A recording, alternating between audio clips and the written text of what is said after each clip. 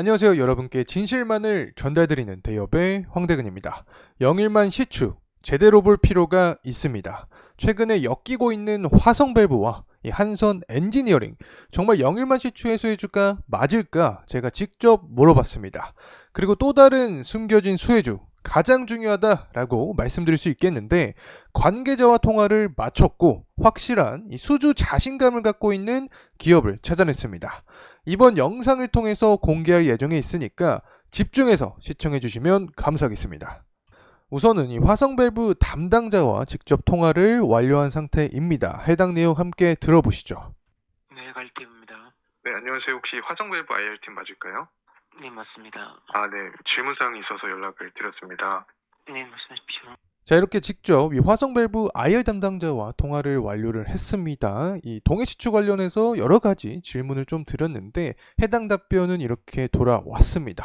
자, 최근 들어서 이 화성밸브의 주가가 변동성이 있다. 주로 영일만 시추 테마와 함께 상승을 하는데 정말 관련이 있는 게 맞는 거냐? 제가 좀 직접적으로 여쭤봤는데 좀 한숨을 쉬시면서 시추와 저희 회사 화성밸브를 말을 하겠죠. 화성밸브와 시추는 크게 관련이 없다라는 이야기를 해주셨습니다.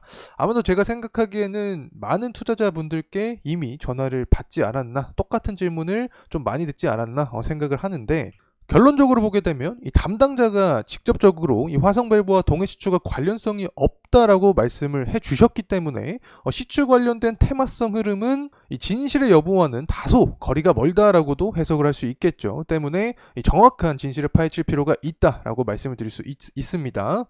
자, 그리고 또 다른 이 시추 관련된 수혜주로서 상승했던 종목이죠. 바로 한선 엔지니어링입니다. 담당자와 통화를 마쳤는데 해당 내용도 함께 들어보시도록 하죠. 저한테 김민수입니다. 네, 안녕하세요. 혹시 한선 엔지니어링 IR팀 맞을까요? 네.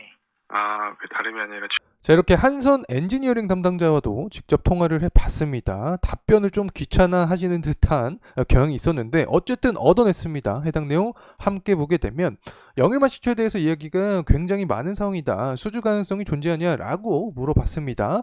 담당자님께서는 이제 동해시추와 한선 엔지니어링과의 연결점은 아직 없다. 결과적으로 화성밸브랑 똑같은 답변을 해주신 거죠. 연결점은 없는 상황이고 시장에서는 그렇게 그냥 엮여서 부각이 되고 있냐라고 질문을 드렸는데 그렇다라고 말씀을 해주셨습니다. 여기서 이제 국내 증시의 특징이 발현이 되는 게 아닌가 생각을 합니다. 이름이 비슷하거나 사업이 비슷하면 모두 엮여서 테마성 요인으로 상승을 하기 때문에 정말 이 사업의 숨은 수혜주를 찾는 게 중요하다라는 말씀을 드리고 싶습니다. 자, 여기서부터가 굉장히 중요합니다. 이 화성밸브와 한선 엔지니어링과는 다르게 수주에 대한 100% 확신을 갖고 있는 기업이 존재했었는데 어떤 기업이냐? 바로 이 성강밴드입니다. 성강밴드 IR 담당자와도 직접 통화를 완료했는데 우선 해당 내용부터 함께 살펴보도록 하죠.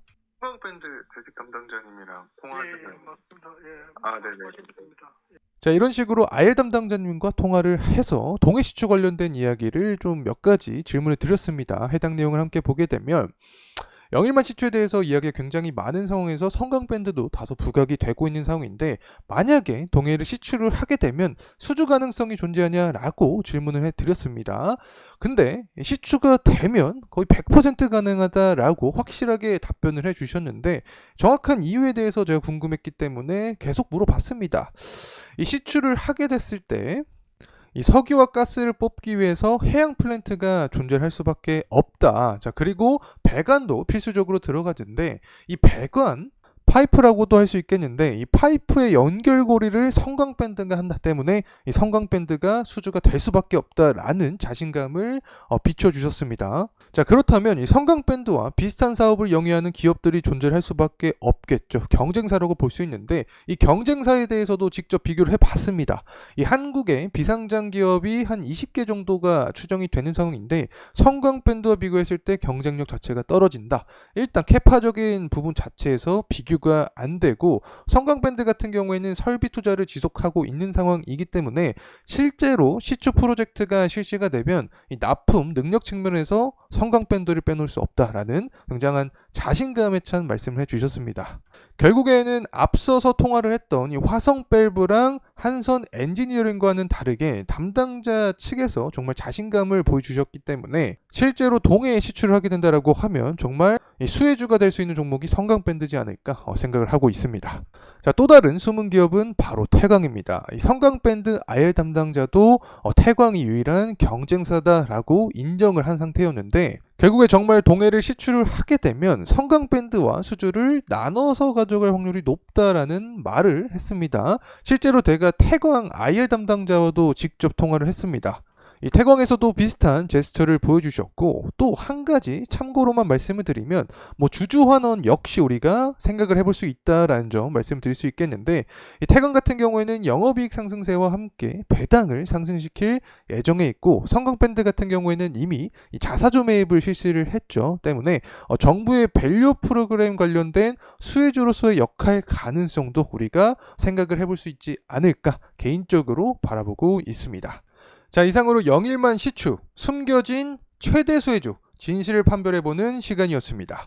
다음에는 어떤 이야기로 찾아뵐까요? 여러분의 의견을 공유해주세요. 감사합니다.